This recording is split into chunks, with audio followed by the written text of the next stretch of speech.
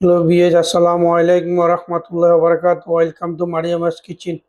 আজকে রেসিপিটার নাম হলো চানাটা মাটন। দেখুন মাশাআল্লাহ, কালারটা দেখুন খুব সুন্দর হয়েছে। দেখেন আপনারা ঘরে বানাবেন আর খাবেন। আজকের রেসিপিটা খুব একটা সুস্বাদু রেসিপি। দেখেন ভিন্ন রকমের আমরা বানাইছি, খুব ভালো লাগছে। আপনারা ঘরে বানায় খাবেন। দেখেন কত নরম হয়ে গেছে, কালারটা দেখেন খুব সুন্দর। ঠিক আছে, এর দেখেন মাশাআল্লাহ। এখন এর উপকরণগুলো দেখুন কিভাবে বানা। আমি এখানে 150 গ্রাম তেল নিয়েছি, 50 গ্রাম ঘি, টোটাল 200 গ্রাম। এই 200 গ্রাম তেল অ্যাড করলাম। তারপর তেলটা গরম হয়ে যাওয়ার পরে আমি অ্যাড করব 6 পিস তেজপাতা। 6 পিস তেজপাতা দেখেন।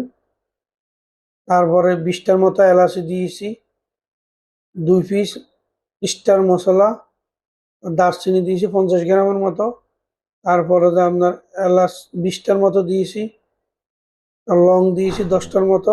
তারপরে হলো গোলমরিচ, 5টা গোলমরিচ দিয়েছি 5-6টা। দেখেন মশলাগুলো একটু বেশি দিতে হবে, তেলের মধ্যে একটু ভেজে নিলে জিনিসগুলো স্মেল, গন্ধগুলো ভালো আসবে। দেখেন তেলটা গরম হয়ে গেছে, এখন আমি মাংসটা দিয়ে দিলাম। মাংসটা দিয়ে ভালো করে কষা নেবেন, মশলা পরে দিবেন। আগে ভালো করে মাংসগুলা তেলের ভিতরে কষা নেবেন, তাহলে খাসির মাংসের যে একটা গন্ধটা থাকে, ওই গন্ধটা চলে যাবে। দেখেন এখন সাদা হয়ে গেছে, দেখেন কষানো হয়ে গেছে। এখন আমি অ্যাড করব 10-12টা কাঁচামরিচ। তারপরে এখানে আমি 200 গ্রাম পেঁয়াজ নিয়েছি, এটা ব্লেন্ডার করে নিয়েছি। আপনারা ব্লেন্ডার মেশিন না থাকলে পাটায় বেটে নেবেন।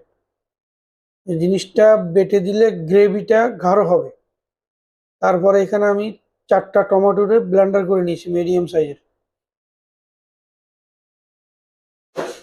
এখন পেঁয়াজ অ্যাড করলাম, টমেটো অ্যাড করলাম। দেখেন এটা ভালো করে কষায় নেবেন, এভাবে কষায় নেবেন। পানি দিতে হবে না, পানি এই এই পানিতে টমেটোর পানি, পেঁয়াজের পানি হয়ে যাবে। এখন আমি 2 চামচ চিল্লি পাউডার নিয়েছি, স্বাদ মতো লবণ নিয়েছি, আর হলো গোলমরিচের পাখি নিয়েছি 50 গ্রামের মতো। দেখেন মাশাল্লাহ কষানো হয়ে গেছে। পানি আমি দিনে, কিন্তু পানি অটোমেটিক বেরিয়ে গেছে। দেখেন এই পানিতে গলে যাবে। আঁচটা কমায় কমায় দিয়ে ঢেকে রাখবেন, একটু পরপর লাড়া দিবেন। তারপরে এখন অ্যাড করব দই। দইটারে ভালো করে মিক্স করে নেবেন। হ্যাঁ, পরে দিলে ভালো একটা দই যে টেস্টটা থাকে ওইটা থাকবে, আর আগে দিয়ে এলে দই টেস্টটা থাকবে না। কারণ 3 ভাগে 2 ভাগ হয়ে গেছে। তারপর আমি দইটা অ্যাড করলাম। এই দেখেন এটা দিয়ে আবার ভালো করে কষায় নিবেন, মানে এই পানির মধ্যে আর পানি দিতে হবে না। এই দেখেন, দেখছেন দইটা কিন্তু ফাটে না। দেখেন আর এটার আবার ডেকে দিবেন। দেখেন মাশাল্লাহ। তারপরে আস্তা 2টা রসুন দিয়ে দিব। রসুনটা পরে দিবেন, আগে দিলে রসুন খুঁজে পাওয়া যাবে না, যেহেতু মাটনটা 1.5-2 ঘন্টা সময় লাগে।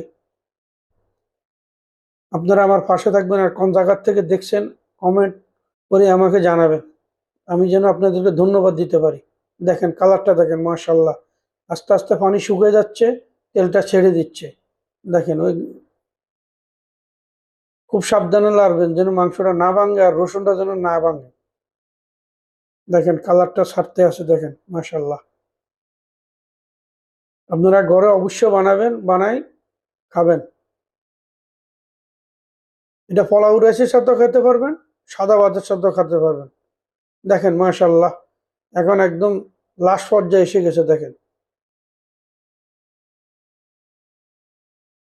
এই দেখেন মাশাল্লাহ, মাশাল্লাহ। আমার রান্নাটা এখন একদম হয়ে গেছে। দেখেন কালারটা ঠিক এভাবে হয়ে যাবে ইনশাল্লাহ। রান্নাটা এখন আমার শেষ।